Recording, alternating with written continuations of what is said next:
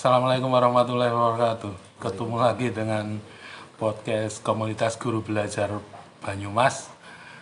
Saya Daru Kuswanto dari Komunitas Guru Banyumas. Kali ini kita akan berdiskusi dengan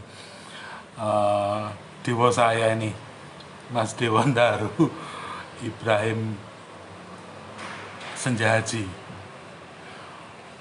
Apa kabar Mas Dewo? Baik, Pak. Baik. Keren. Mas Dewo ini guru PAI.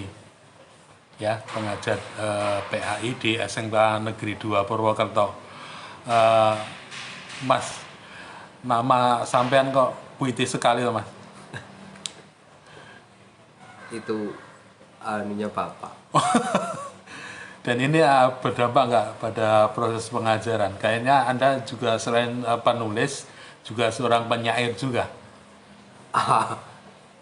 Asumsi itu, Pak. Asumsi. Saya juga sering membaca buku tulisan-tulisan Anda di harian lokal. Wah, keren banget. Bener, tulisannya keren. Kok bisa keren kayak gitu sih? Gizi literasinya apa, Mas? Apa ya? Ya serabutan sih, Pak. Oh, Nggak serabutan. mesti yang saya suka ya saya baca. Oh, gitu. Gini, Mas Guru Dewo. PAI itu kan satu materi yang sebenarnya mendasar ya. Iya. Duh, mati. Ya. Dan pendidikan agama itu sebenarnya tanggung jawab dari orang tua ya. Iya. Ya, yang kemudian dilempar ke guru, ustadz, masjid sekitarnya. Ya. Iya. Nah, kesannya pada saat penyampaian materi ini terkesan tekstual, Mas. Bagaimana menurut Anda? Ya. Saya kira sih semuanya tekstual ya. Oh, gitu. Banyak, maksudnya nggak semuanya. Banyak yang tekstual. Banyak yang tekstual. Padahal ini pelajaran agama itu sesuatu yang diharapkan bisa bermakna gitu ya. Ya walaupun ya saya sendiri kadang-kadang ya masih tekstual. Masih tekstual. Masih sedikit tekstual. Ya nggak sedikit nih, banyak tekstualnya. Banyak gitu. tekstualnya. Ya, kadang-kadang ya kalau lagi mood ya konseptual. Oh gitu. Strateginya gimana Mas dalam pembelajaran PAI ini di kelas? Pada waktu itu masih belum pandemi gitu. Apa yang dilakukan? Mungkin ya saya sih mencoba menghilangkan jarak ya. Saya tetap menganggap bahwa saya dengan murid juga harus dekat gitu. Harus tidak ada jarak. Memahami biar mereka juga santai. Jadi seperti atribut-atribut mungkin kalau itu saya hampir nggak pernah pakai peci. Gitu. Oh gitu. Nggak seperti ustadz mencirikan seorang ustadz gitu ya. Ya memang saya bukan ustadz sih. Iya. Nah kemudian pada proses pembelajarannya ya mungkin saya kira hampir dari SD, SMP sampai ke SMK itu kan pelajaran agama nggak banyak berubah. Ya. Jadi kalau mungkin saya ngomongin lagi ya itu kurang terlalu menarik dan anak mungkin akan bosan dan mereka mungkin dalam hati ini sudah pasti, saya sudah pernah dengar, saya sudah sering dengar. Pagi-pagi datang gurunya khotbah gitu ya. Iya dan ya gimana ya mungkin mereka akan kalau tiba-tiba langsung dihantam ayat seperti itu kan mereka kadang sering bete duluan nih gitu. Iya. Jadi ya mungkin saya lebih ke cerita-cerita dulu sih. Ya mungkin kayak ada mungkin semacam bikin analogi-analogi sederhana gitu lah. Oh gitu. Jadi disesuaikan dengan kondisi masing-masing ya, lingkungan masing-masing. Saya lihat sendiri Anda cukup gaul nih Mas. Saya tahu Anda banyak ke kafe to kafe ya, dengan komunitas kepenyairan Anda. Nah ini berdampak nggak Mas bagi proses pembelajaran? Ya ada plus minusnya sih. Mungkin bagi anak-anak yang menganggap idealnya guru agama seperti itu ya saya mungkin bagi mereka sama sekali bukan guru agama mungkin, Oh gitu. tidak pantas mungkin. Oh ya. Tapi sebagian bagi yang lain itu malah membuat mereka jadi nyaman seperti itu. Jadi mereka untuk cerita, untuk apa, mereka lebih mudah. Saya rasa sih seperti itu.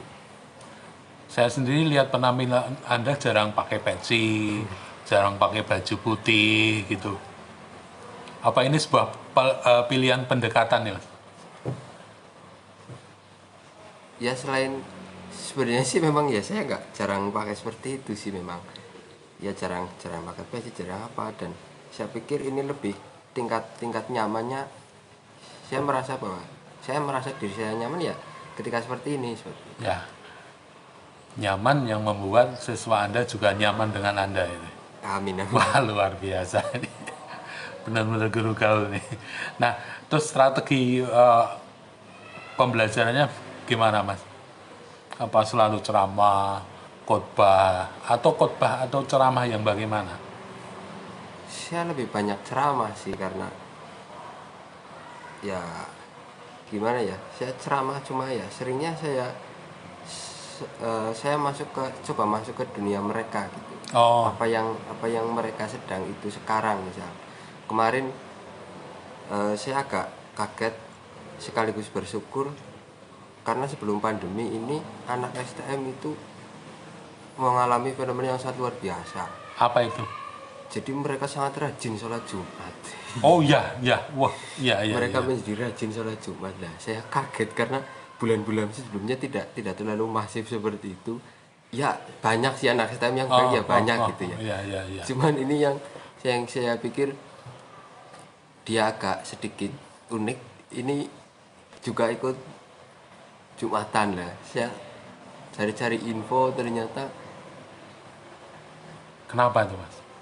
di masjid-masjid itu menyediakan Makan siang. makan siang. Jadi anak STM itu sampai hafal menunya. Jadi Jumatan sekaligus wisata kuliner. Wah, iya. Soalnya kalau saya dulu gitu, Mas. Kalau puasa itu selalu bukannya berpindah-pindah dari masjid ke masjid. Nah, selama pandemi ini strategi Anda apa, Mas? Lewat Zoom atau lewat apa gitu? Saya lewat WA sih Pak. WA. Iya. Kenapa nggak online pakai Zoom dan sebagainya? Ya pernah sih Pernah. saya coba-coba gitu. Saya coba untuk beberapa kelas, itu hampir semua kelas saya coba. Ternyata yang masuk hanya 50% nggak ada gitu. Oh, alasannya? Alasannya ya macam-macam, ada yang kuota, ada Oh, yang sinyal, nggak punya paketan tuh. punya paketan. Setelah pakai WA, itu WA-nya berupa PowerPoint yang di-share ke WA atau seperti apa, Mas? Ada PowerPoint, ada Word, ya hampir setiap macam itu sih. Tapi yang saya mungkin pilih lebih agak itu yang, jadi saya cari video, kemudian saya kompres, baru saya kirimkan ke anak. Karena anak itu kebanyakan alasan yang saya dapat, mereka hanya cuman pakai chat. Nah kalau itu kan saya kira 10 MB masih masuk lah, masih bisa Ya, masih bisa buka ya. masih Ya, bisa buka. ya. Ya walaupun agak ribet juga pakai HP kita, kalau tugas apa setiap saat kita harus standby, dan ya stres lah kalau misal cuma 30 anak. Nah ini ada berapa kelas, 5 kelas saja udah 150 lah. Kalau mereka Mantengin HP terus ya. tugas semua ya HP kita kan jadinya lemot. Iya, itu aja HP guru apalagi HP murid ya. Ih, Tapi ini tantangan ya, benar-benar tantangan. iya. Tantangan bagaimana kita benar-benar mensyukuri kondisi seperti ini. Iya Pak. Iya. Mas, setuju nggak? Ini cerita lain. Guru itu harus punya basic ekonomi. Oh iya. Kenapa? Ya jadi kalau dia ngajar nggak ada beban. Nggak ada beban lagi ya. Nggak ada beban, dia ngajar eh, aja. punya basic bisnis yang kuat di luar sana ya. Iya. sekalipun saya belum mampu. Oh gitu. Artinya teacher trainer itu memang dibutuhkan sekali sekarang ya. Iya. Dan ini artinya peluangnya banyak dan lebih sederhana lagi ya, karena fasilitas medsos yang luar biasa. Nah, kira-kira langkah-langkah apa yang perlu yang sudah dipersiapkan ini untuk teacher trainer ini, Mas? Karena gini loh, Mas. Ya, agama Islam itu kan agama yang mahal, Mas. Kaji larang, umroh mahal, korban mahal, apalagi sampai ke wakaf segala. Harusnya guru agama ini, Mas, yang yang dapat, karena apa? Dia yang pertama mendengar informasi itu dan paling banyak mendengarkan informasi itu. Dan paling banyak mendapatkan informasi itu. Saya agak bingung ini jawabnya mau gimana. Karena kalau misalnya itu ya saya malu juga gitu kalau misalnya ngomong-ngomong. Apalagi soal wakaf, soal sodako gitu. Soal kemana-kemana memberi rizki, orang saya kemana-kemana itu cari rizki. Artinya ini setidaknya bisa membuat anak-anak itu berpikir gitu, atau mengajak merencanakan soal basic ekonomi tadi.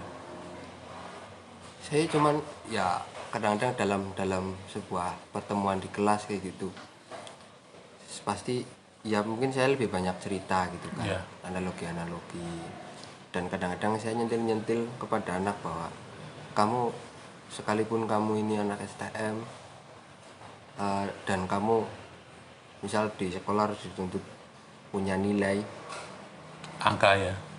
Yeah. Maksudnya saya angka, tapi nilai yang benar-benar nilai yang ada pada dalam dirimu itu juga harus kamu kembangkan. Misal seperti dia punya kemampuan, anak itu punya kemampuan apa seperti itu ditekuni, itu tekunin aja gitu. Entah sekarang itu ada uangnya atau tidak, tapi kalau mungkin itu ditelateni sampai 10 tahun atau 20 tahun berikutnya kan anak itu mungkin jadi master di situ. Wah iya, setuju.